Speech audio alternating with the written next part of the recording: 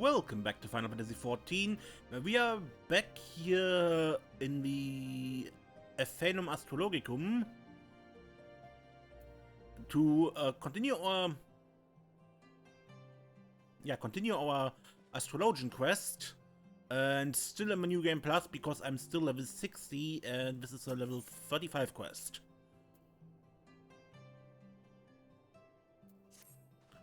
Greetings, Desiree. The stars tell me you have been rigorously following Leveva's training regimen, though I harbor doubts that go out and do things while I traipse about the realm constitutes a regimen.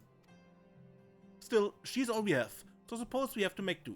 And as the stars would have it, she has just sent word that she is ready for us to attempt the opening of the second Heaven's Gate. You are aware of the seven heavens, are you not? Just as there are seven realms of the underworld, so too are there seven realms of the firmament. Each of the first six represent one of the six basic elements of ice, water, wind, lightning and fire, the seventh and final heaven representing the elements astral polarity. The first six heavens are represented by the six constellations which each revolve around the pole star. Astrologians of the Charlian school draw on the aether contained in the celestial bodies represented in the constellations by unlocking or opening the gate to heaven that constellation is correlated with. There's no actual gate, think of it more as a portal to the soul. You're opening your mind, allowing for attunement with the distant bodies, much like one attunes with an aetherite, but on a far grander scale. Now this may come as a revelation, but Hydaelyn is not flat like most believe. It is in fact a sphere so large that when we walk upon it, it only appears to be flat. Because it's a sphere, there are some locations better suited than others for observing certain constellations. This is what Leveva is doing right now, finding a location which this next Heaven's Gate will rise to a position directly in mid-heaven, where it will be easiest to attune with, and it seems she found one, near the final prayer in Eastern Fanalan.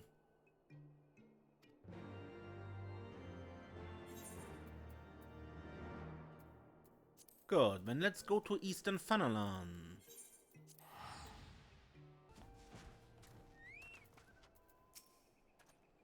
The journey was uneventful, but the moment we arrived we were set upon by bandits. I had no trouble driving them away, but I fear they may return again in numbers. Focus on the training, my lady. I shall keep watch. I don't believe my travels have ever taken me this far south. A tad dusty for my tastes, and warm, and dry, and brown. I don't know, we were here for stargazing, right? 11 AM might not be the best time for that. Here at last, I see. Bandits have kept poor Quimperain busy harrying our camp since we arrived. I do believe the old man enjoys the excitement, however. I'm certain it beats wiping the ass of a noble brat whoring away his uncle's fortune while dreaming of becoming a real astrologian. I'm very well capable of wiping my own ass, thank you very much, and Quimperain has never once complained of his duties. Of course he hasn't. Your uncle pays him to smile and nod, and I'm sure a comfortable position of a pillar beats chasing after cloud rats in the room to flavor his soup. Are we here to trade banter, my lady? Because I was led to believe we'd be unlocking a celestial gate. You will find Quimperain has a good many uses, and I have the faintest doubt that he will most ably handle any ruffian who happen to come stumbling about looking for prey. Now, Desiree, and Junkinat, we must be patient and wait for the constellation to reach its highest and brightest point. A point at which its flow of aether is the strongest in relation to Hydaelyn. So we're waiting. We have a perfect situation. It's noon and it's foggy. The perfect time for stargazing.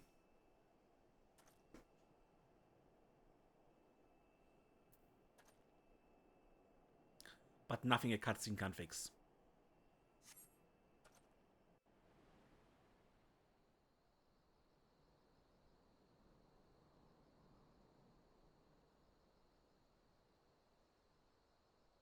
Well, Desiree, the balance. Focus on the constellation that attuned to its power.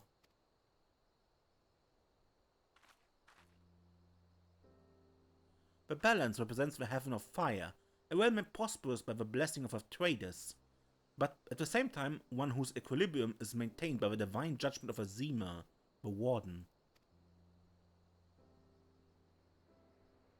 Azima's might will empower those who would take up their blades and meet divine judgment in the name of her sun goddess.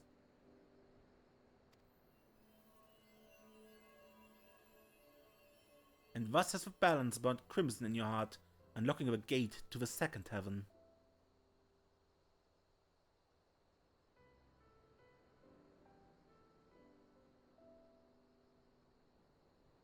So this is Azima, but turned 90 degrees clockwise. Yeah, clockwise.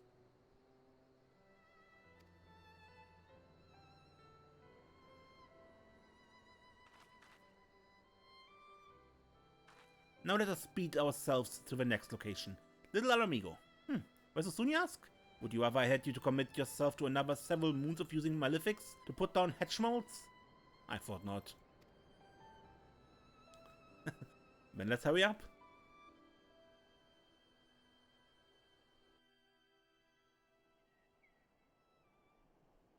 The balance plates in the welkin, unlocking the gate to the second heaven. Good.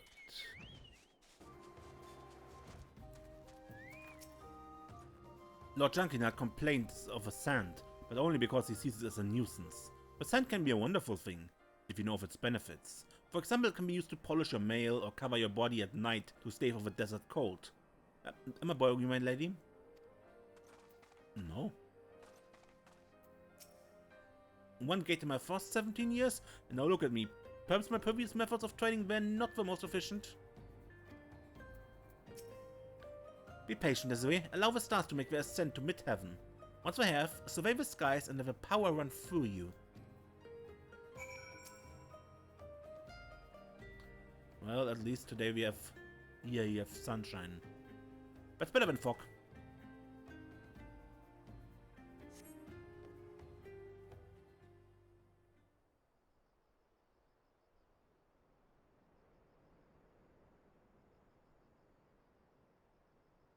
Raise your eyes to the stars and witness the violet glow of a spire.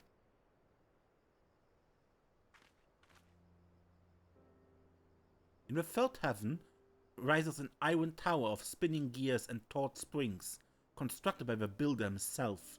It's a sail without seas by the jealous Ralga, but the destroyer's mighty 11 bolts only serve to power the spire's clockwork soul. It is through the blessing of both creation and destruction that strength is granted to she who sees the stars rise under this sign. So, this is the tower, but turned 90 degrees counterclockwise. Kind of reminds me of a crystal tower. You have now opened the gate and its power is yours to command.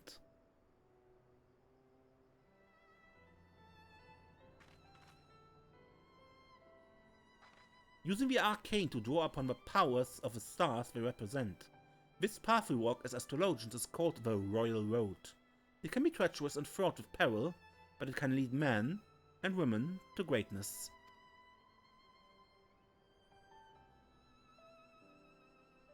Good.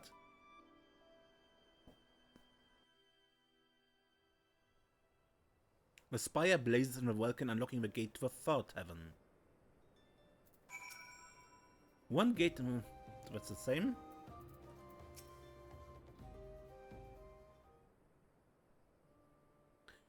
Your realm is quite the paradox. On one hand, it's full of life, magic, and wonder, one of the richest lands in all Hydaelyn.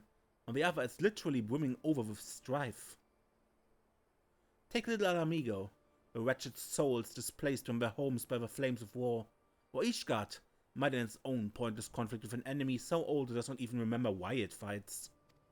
The foolish believe it is their fate to suffer, and so they turn their gaze away from the stars. And those self-same stars have the power to show people there are many paths. But that power can only be channeled by the few. Those like me and you, and to a lesser extent Junkinard. And it's our duty to use that power to benefit those who remain lost or misguided. Remember that, and maybe one day you will truly become my grandfather's successor. That is exactly what I have been trying to tell the Astrologian of my home nation. Why disregard something that has the power to grant succor to the wounded? The power to uplift the downtrodden, to strengthen the weak?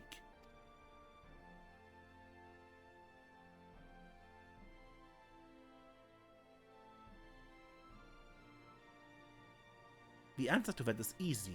Empowering those without power lessens the power of those who already have it. Heal the weak so they might rise up and topple those who made them weak? Why would anyone in a position of power do that? Even our great nation of learning is corrupted by this manner of thought. We hoard our knowledge so that we might remain the brightest. Why do you think it took so long for Professor Mace to visit you, Junkinat? Yes, I know what he told you, but it was not the whole of it. Most of the ruling quarter did their damnedest to stand in the way of my grandfather, worried that his passion for his field would kindle widespread interest in Charlian astrology. They only allowed him his recent trip, knowing he was now too old to do aught of the sort. Fortunately, the ruling quarter did not realize I would be accompanying my grandfather. This way, these past towns of the sun have been most fruitful, yet while you have opened half the heaven's gates, there's still much of what we like to refer as the royal road ahead of you. Take what you have learned here in the southern desert and transform the knowledge into strength. If you wish to know more of the royal road, I suggest that you discuss it with Junkinat back in Ishgard. If my grandfather is to be believed, his time transcribing tomes back in the Studium Scriptorium should have left him more than capable of handling the task.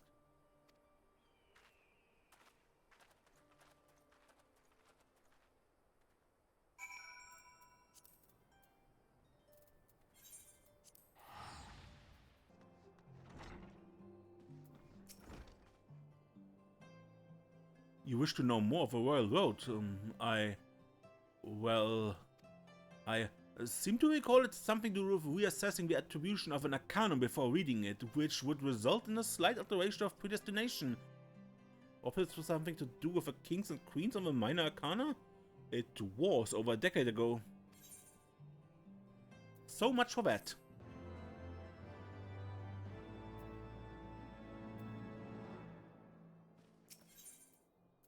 A lesson in patience.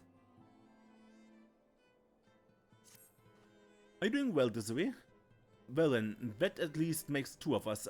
I cannot keep such important news from you, Desiree. Lady Leveva and Crimperain just last night they fell victim to another ambush at the hands of bandits. The ever-resourceful Crimperain proved his invaluable worth once again with a dashing display of chivalry that would shame any knight of the sea, a statement that attests to the sorry state of our knights. But that is a chat we can have over a different cup of tea. When Lady Leveva attempted to retire to a room in that filthy inn in the room, I had our sorely disused second floor cleaned and furnished with trappings from my own home. She's up there now and asked to see you the moment you arrived. Okay. Quest already over.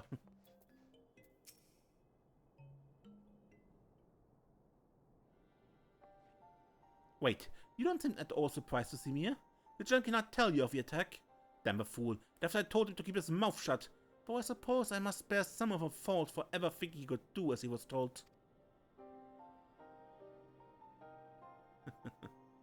Now I suppose you're wondering why I summoned you here to these makeshift quarters, and no, it has not to do with the bandit attacks. It appears are much more common in your realm than I thought. There are times when the heavens may provide you with a vision of a future that is slightly beyond your original aim. In these cases, the stars are not flawed, only out of order. So by shuffling a card back into the deck, we are in no way ignoring or denying a future, merely postponing a reading intended for a later date, replacing it with something that better pertains to the present. I trust that you will pick up this technique swifter than Junkinat.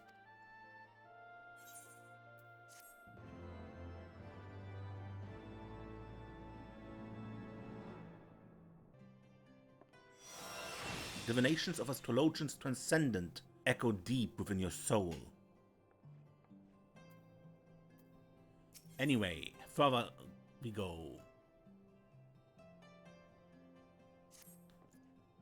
Are you ready, my pupil? The gate to the fourth heaven awaits. However, the location I have chosen for attunement will not remain the most optimal for long. You have to travel with Junkinat, and I will make the journey with Crimperain. There are no objections? Good.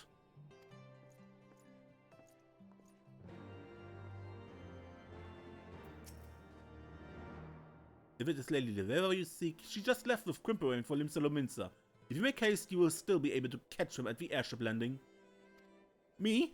As much as I would like to indulge myself in the pillars of Rotano pleasure barges, there's a congress to be held in the vault and all the prominent houses have been summoned. My presence at such an event would be sorely missed, so I fear this next session must needs proceed without me. I'm certain the Lady Leveva will understand. I can always open the third gate another day. Or was it the fourth? Third or fourth, it is of no matter. The stars certainly will not be going anywhere.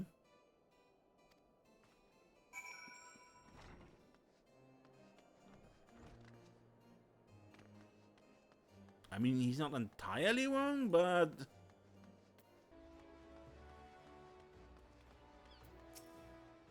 My lady, the Lady Leveva is missing. We disembarked the airship together, but became separated in the chaos of the landing. Seeing as how the lady has found herself victim of bandit attacks twice since arriving in Eorzea, I feel she may be targeted once again, especially considering the location. It's my first time setting foot in Limsa, but I've been made aware of its landmarks. I suggest we search independently so that we might cover more ground. I shall start with several of the seemingly more disreputable locations, such as the Drowning Wench, the Astrologian, and the missing member. Would my lady be so kind as to search Fisherman's Bottom and the Coral Tower? Let us meet at the Seventh Stage once our survey is complete.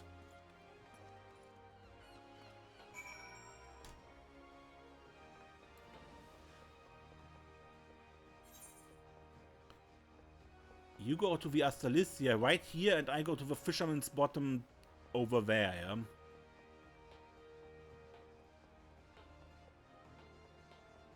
Hey, Kibi.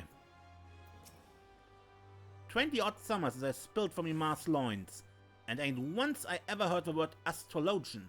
Now in the span of 2 bloody bells I gone and met myself not one, but an honest-to-goodness pair of live star-gaupers.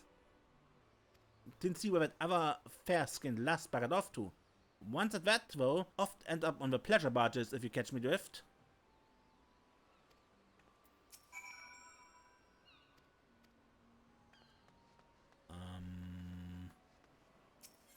The Coral Tower is Marauder skill, yeah.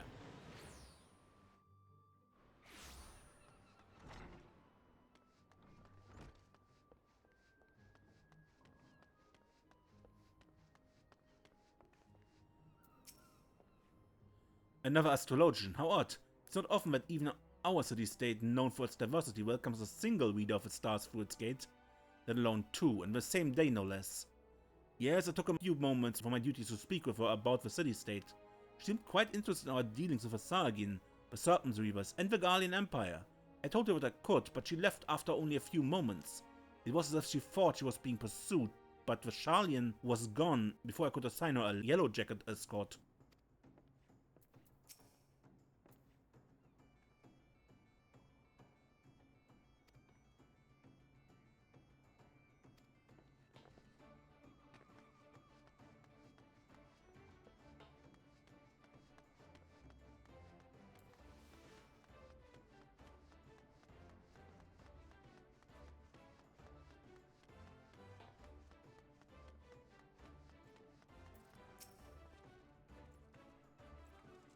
Aye, I see me a stuffy lass in a rum garb poking her lovely head in holes where it went wanted. 'Tis rare we get one so worldly down in the gurgling belly of a tower. I had to hold trading to work out what the fuss was about. The maid inquired as to where she might find herself a nip or 2 of some of the strong stuff, so I put it in the direction of our resident apothecary, Cover Lane over at the Seventh Sage.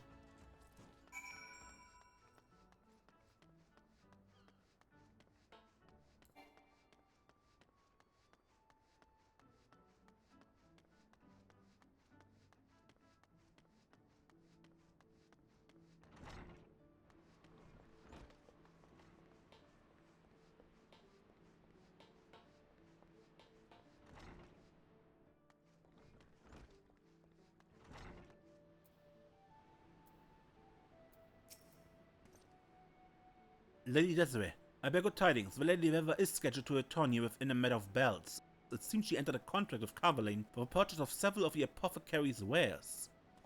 An interesting girl, that one. Very rarely do we see young maidens walk the Lominsan streets without escort.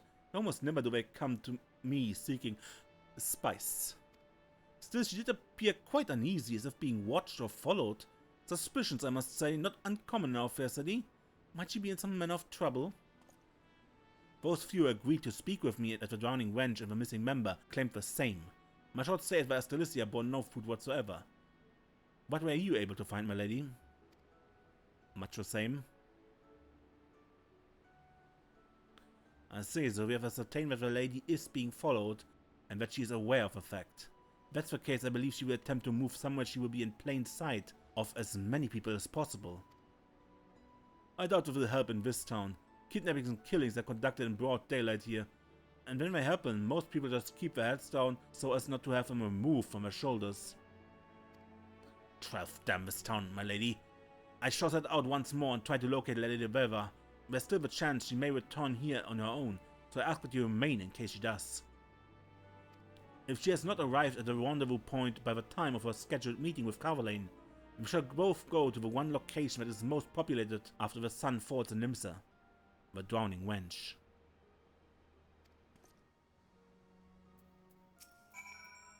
The Lady Leveva. You said she's an astrologian, yes? It has been many summers, but there was a time when I too dreamed of reading the stars. To think if I had a teacher as lovely as her, my life might have taken a different direction.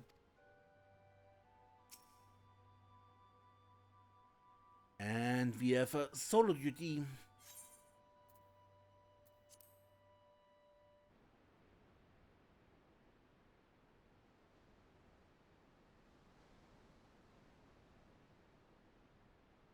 It appears that your companion is tied up, not literally I hope.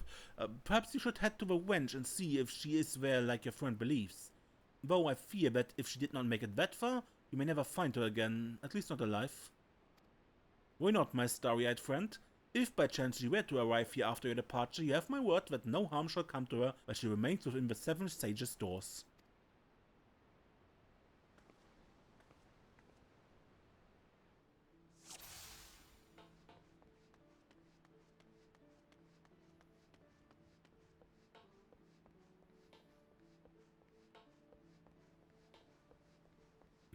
Inquire about her whereabouts.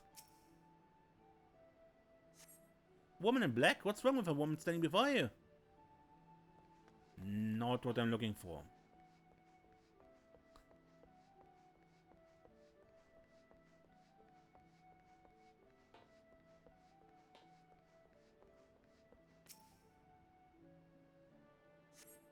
I might have seen me a lass going off to the Hirelin. No one down there?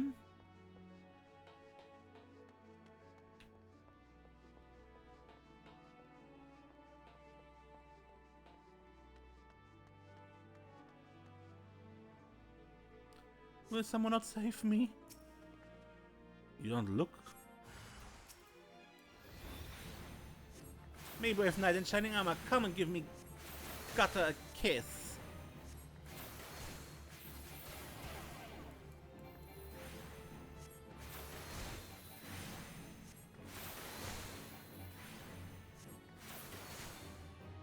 Milady, the area is filled with importers who seek to keep us occupied. But the leader pursues Lady Leveva. We must be quick.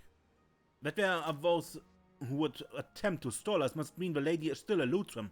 Follow me, I fear she may not be able to remain hidden for much longer. And where are you?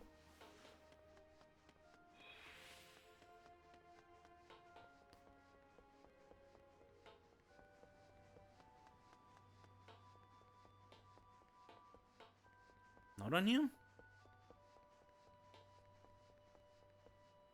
Guess we must save Lady Leveva.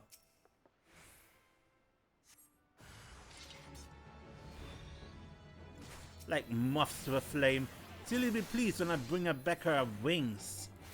Another imposter Ifrit's fiery piss. How many of these damned rogues are there?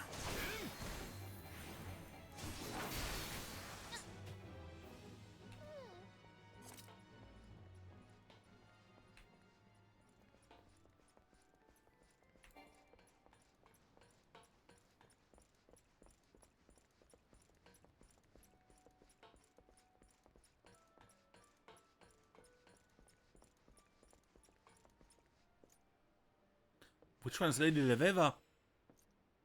It's Lady Leveva. You have to even ask Crimperain? Lady Leveva, I cannot trust even my own eyes. Which one is not true, Lady Leveva?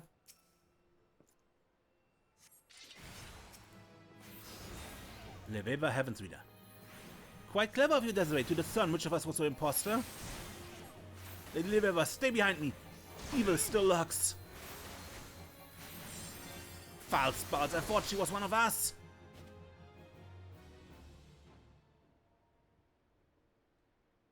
Lady Leveva, you have my apologies. It was my fault I allowed us to become separated. Do not blame yourself, Crimperain. I sensed danger at the landing, and it was my instinct to run, as I ever have. I forgot that I could trust you. Unfortunately, by the time I realized such, there was no sign of you, so I did what I could to blend in, choosing crowded places and speaking with as many locals as possible, though all the while feeling there were unseen eyes watching my every move. By the time I realized that my pursuers were simply leading me away from you, night had already fallen, giving me a perfect opportunity to strike. It was then that I witnessed several of the bandits had disguised themselves in garb similar to mine. I assume it was to confuse the two of you still searching for me. It was then I conceived the idea to play the part of an imposter myself. Why hide in the shadows when you can hide in plain sight? That was quite brilliant of you, Lady Leveva. May I ask, were you at any time able to discern who these pursuers were? The amount of effort put in your capture would suggest they are more than mere pirates looking to sell you to slavers. Unfortunately, no, and I wasn't about to walk up and ask them who they were or who had hired them. But that is all behind us now. Let us see if we can salvage something from this horrible night. The fourth gate ascends nearby, Desiree. Shall we not see it made yours? To the anchor yard.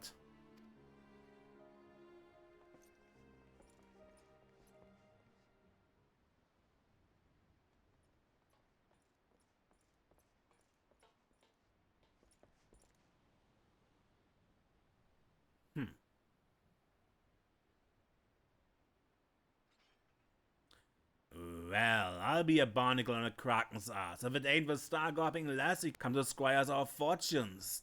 Tell me, which one of you will be dying first, like? The bead-rattened knight with a carp in his codpiece or the stern-faced venture on a high hobby horse? God damn it! How many pirates are in this godforsaken hell?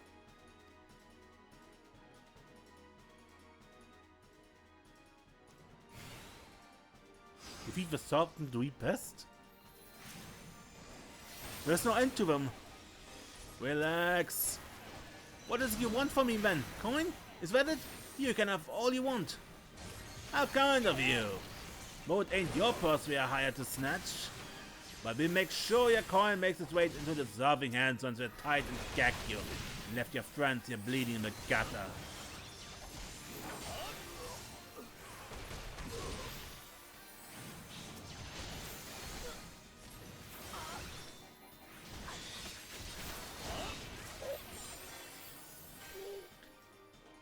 All the coin involved is not worth losing my life over. Farewell, my lady!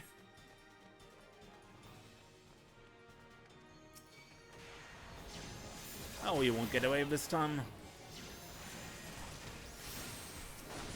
There will be time enough for questions once you've torn their throats out. Crimperain, more pirates approaching.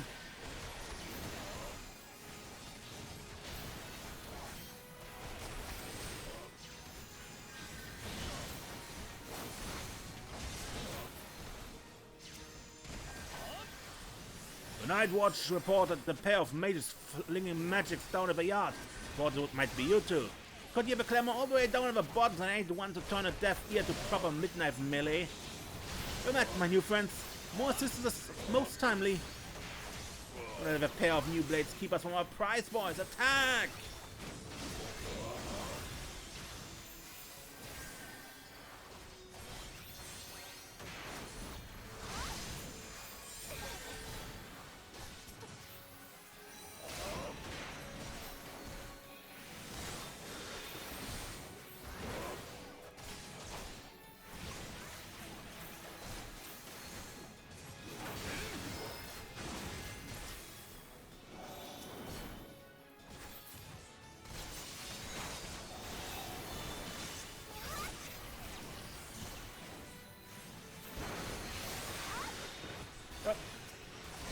carbuncle.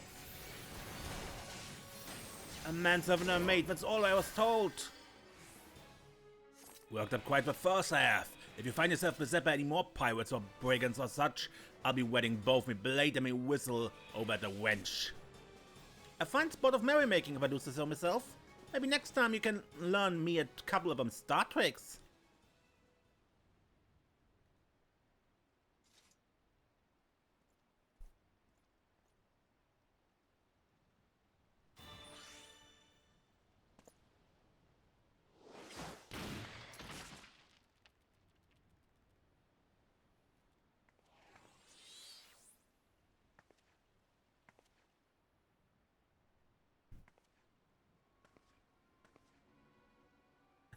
Lay down my weapon so I cut the old man a new grin under his chin.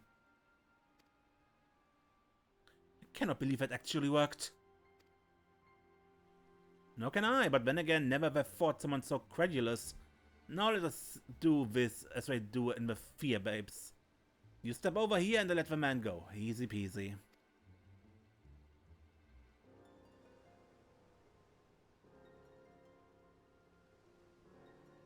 Wait, I know you. You're the bandit leader who attacked Lady Leveva's grandfather in the Black Shroud. Someone has a good memory for being so on in years. Well then, this changes everything. First off, I can finally drop this annoying pirate accent, and secondly, I suppose I can simply kill you now, rather than after pretending to let you go once the lady is drawn close enough.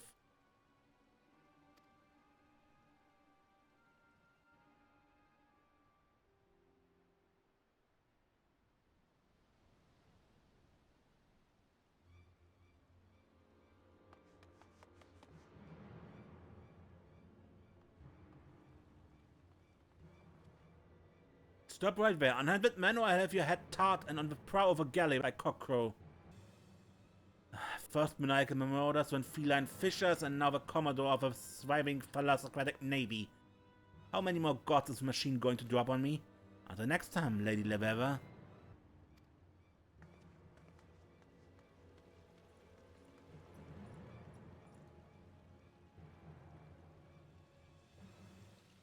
You have my apologies. I was a fool to fall for the bandit's trick.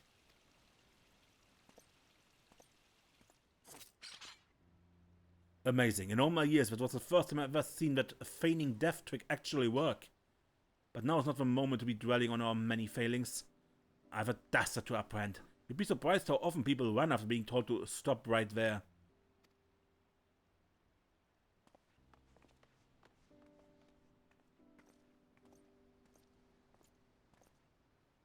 Lady Leveva, that pirate. She was the same bandit who...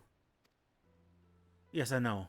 That changes little, for I still have no idea who she may be or who she may be working for. There's not we can do until the Commodore brings the woman to justice, or until she decides to attack us again. What we can do is what we came here for. Desiree's training.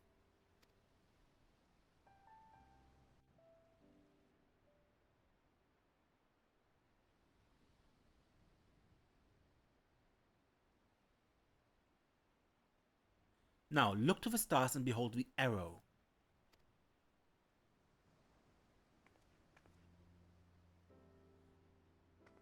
The fourth heaven, or the heaven of wind, was created atop a lofty peak by Oshon the Wanderer, whose footsteps have been guided by the Navigator. The wind that blows off Limlane seas guides the arrow fast and true, and so shall it deliver the weary souls of those trapped in the mire of confusion, indecision, or over contemplation.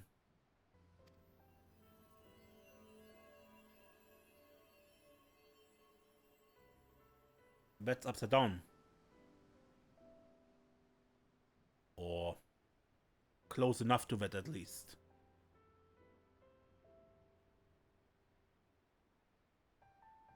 The fourth heaven has opened its gates, allowing you access to its sacred penetralia.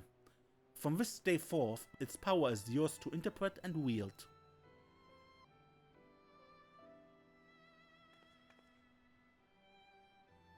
That power will further aid you as you continue to own your skills. Now let's return to Ishgard. I have a few words for a certain student of mine who felt inclined to forgo this particular lesson.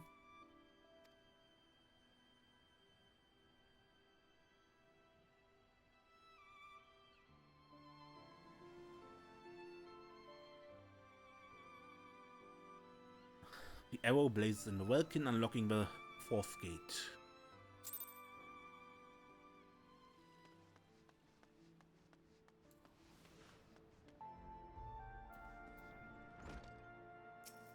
Desiree, you might have had the decency to warn me that Lady Leveva was in a mood with me for not joining you.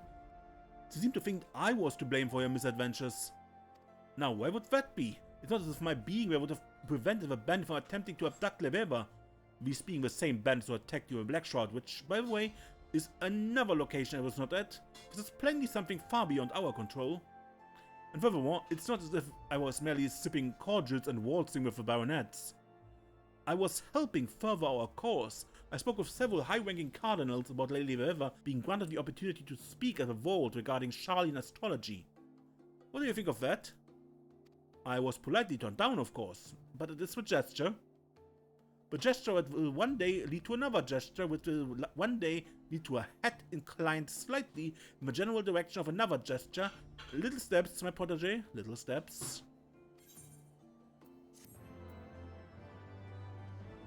Yeah. But your way doesn't work, Junkinard.